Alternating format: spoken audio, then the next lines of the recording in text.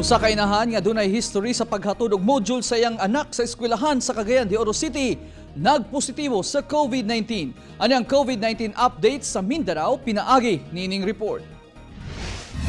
Pulos mga senior citizen ang bagong nagpositibo sa COVID-19 sa Barangay Bukana sa Davao City.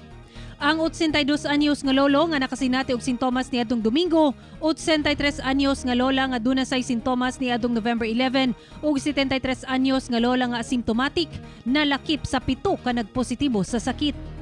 Misa ka na sa 5,297 ang confirmed COVID-19 cases sa Davao City, 3,320 ang recoveries ug 233 ang namatay. Sa Cagayan de Oro City, usa ka inahan nga dunay history nga naghatod og module sa iyang anak sa eskwelahan ang nagpositibo sa COVID-19. Ang 36 anyos nga babaeng taga-barangay Ipunan na-expose siyang kauban sa trabaho nga nagpositibo na daan sa sakit. Ana-ana sa 2088 ang kumpirmadong kaso sa COVID-19 sa Cagayan de Oro City. 1,427 ang nakarecover na ug 86 ang namatay. Sa General Santos City, 1,000 na ang total COVID-19 cases sa syudad. Human na dugang ang 18 ka bagong nagpositibo sa COVID-19. Lakip niini ang 2 ka barangay health worker, usa ka nurse ug usa ka seafarer.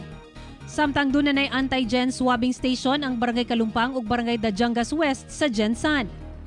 1,000 na ang kumpirmadong kaso sa COVID-19 sa General Santos City. 793 ang naayo na ug 40 ang namatay. Ako si Sarah Hilomen Velasco para sa One Mindanao.